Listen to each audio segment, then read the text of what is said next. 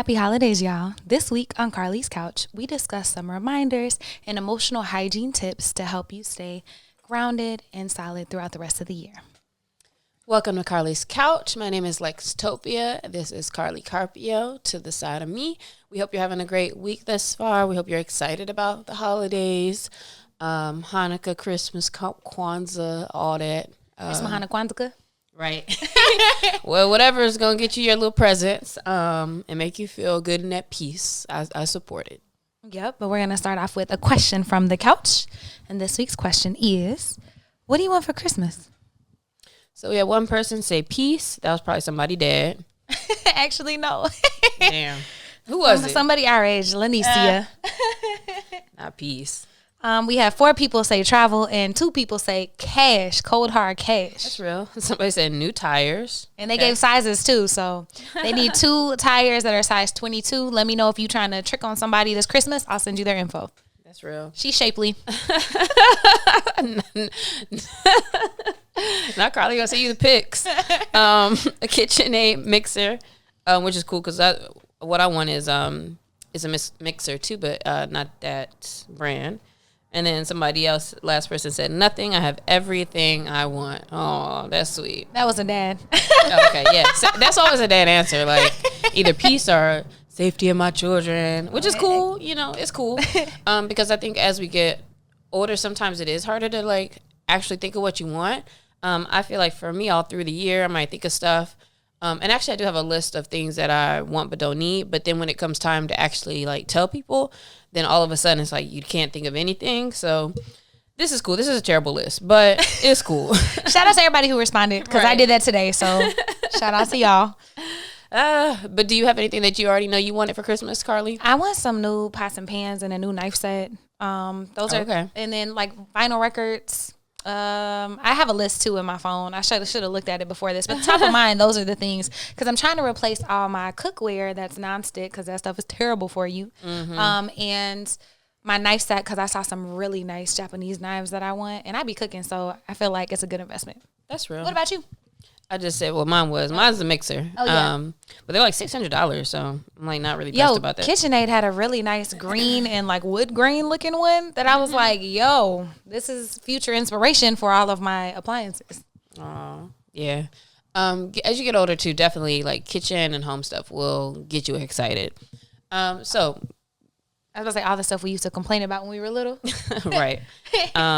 So this time of year can be very beautiful, very fun, very enchanting, but it can also be a little sad too because it's so associated with family and peace and all of those things.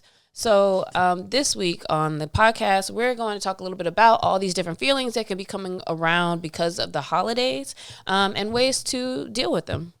I think one of the biggest ones for a lot of people is familial stress. That can look like your parents pressuring you to come home, but maybe you don't have money and they're not helping you with that. That could be being at home with them and like being in the same house. For some reason, sometimes that is very stressful, just being around them for prolonged periods of time. Yeah, because, you know, when you go home, sometimes you could fall back into particular like roles or all of a sudden you don't feel as empowered. Maybe you have very authoritative parents. And then for those who can always have a great time with their loved ones, and that's even better. But most of us got at least like a cousin that's kind of like, you're ready for them to piss you off. I had a cousin-in-law who we would open the door and they wouldn't even say nothing to us when they came in. So it was always just like, you always knew, there's those couple people you're going to have a problem with. But despite all of that, I know for me sometimes when I go home, what I try to do is I try to lean into just the time to relax and to focus more so on the fact that at least for me when I'm at home, even if my parents are going to be more conservative about things, or, I can't be wearing anything at the house or whatever, right? I focus on the fact that I'm in a space where I don't have to think that hard about, my day to day, that somebody's going to be there to have food for me and all these things. And so I try to lean into that to just enjoy that time, to relax as much as I can. But I definitely, like with conversations with my family, like, you got it. Like, I'm not trying to argue with nobody. And I'm not that person who tries to be like extra assertive for no reason.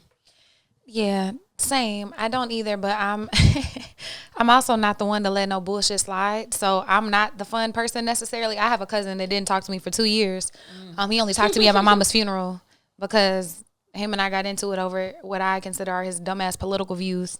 Um, yeah, I'm not gonna let people talk any type of way or whatever, even like talk nonsense. I don't do well with that. And so when I'm in these spaces, I do try to be present and enjoy it, but also for me, it's like my boundary is I don't let certain things slide, but also I can't argue about everything with everybody because then I'll be stressed out. And so you just have to know going in, like, you know, those people, if you just choose not to be around them, that is on you. And that is mad respect to you. I have people who I know who don't talk to their families or need to take breaks or don't come around if certain people are around. So make sure that you are protecting your peace that way, and not getting into conversations that you know are going to, like, blow you up and mess up your whole entire holidays. Like, figure out ways to maneuver around and do what you need to do for yourself.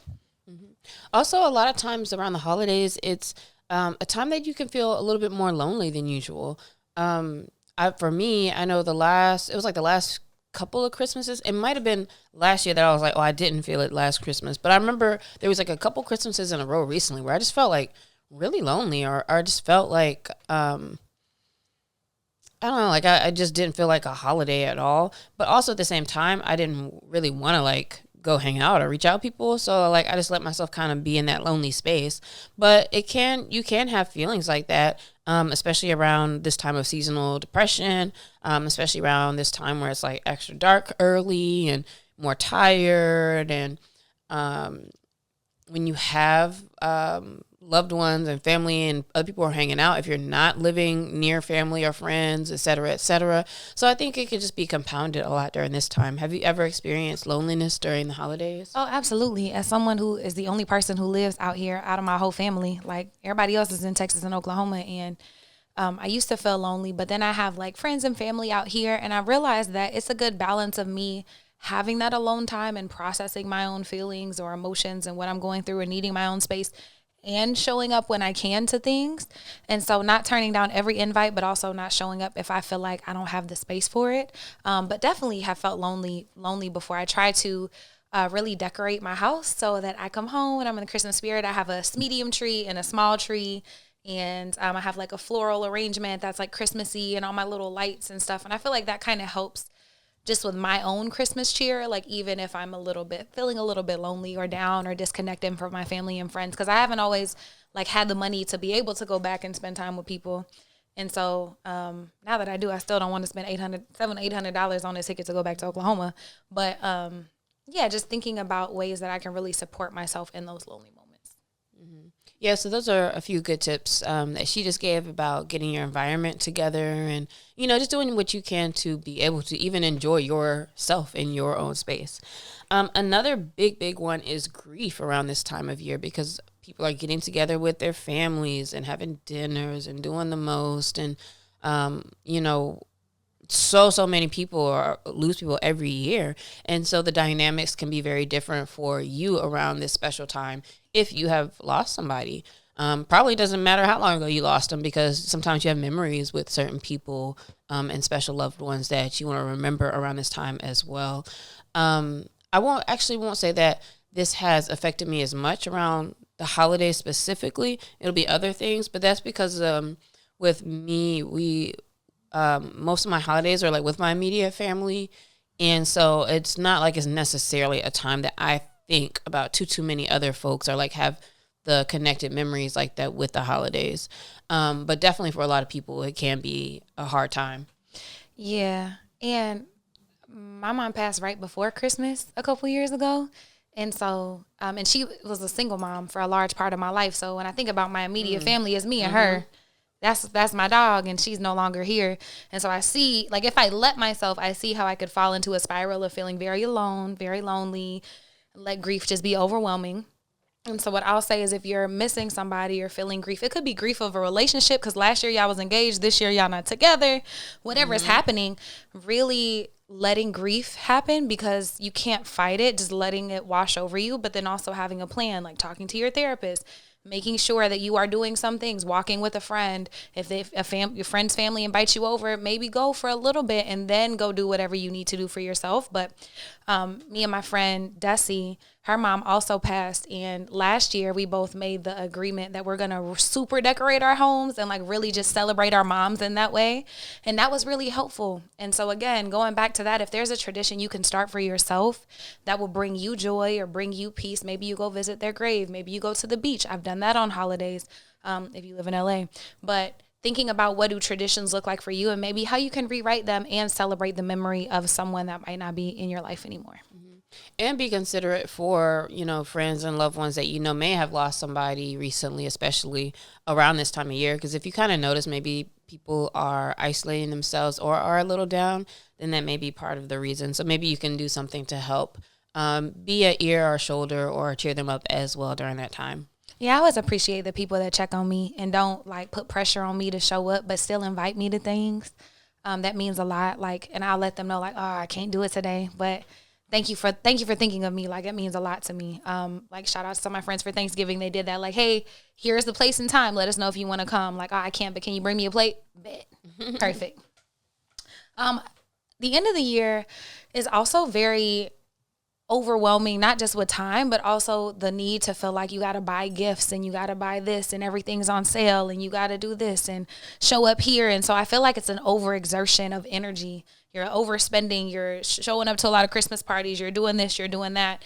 And that is a huge thing that stresses people out because money becomes a very big issue at the end of the year for a lot of folks. Yeah, and I don't even know how, but like literally every January be like, what is going Dry. on? Yeah, it's extra hella weeks. And like, but also I personally don't buy presents for anybody. Like I'm just not a present buying person.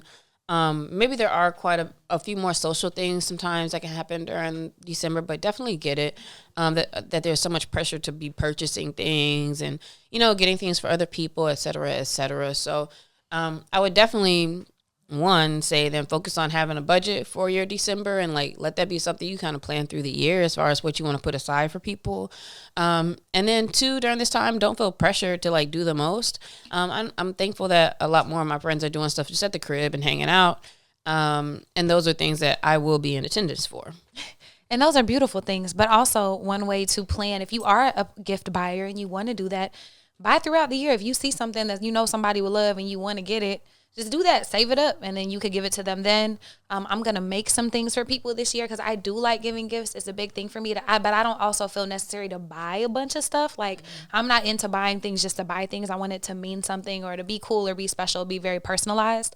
So if you got a talent, do that thing for that person. Like, make them a thing, draw them a thing. A lot of people don't get handwritten cards, so maybe you just handwrite them a Christmas card, like something cute. That way you're not overspending, but you're still sending all of your love. Yeah, it's really just about being creative and just knowing people because you'll know like what people like certain things, what people appreciate certain things, and which people won't. So, and then the last big thing I think people are struggling with is exhaustion and burnout because it's the end of the year. We're about to come to a new one. People want to finish strong, and people are out of office, so you want to make sure you get all these big projects done. For a lot of people, like I have friends that work for the NFL and for other stuff, they got a lot of big ass campaigns popping right now. They are not done. They do not get holidays off.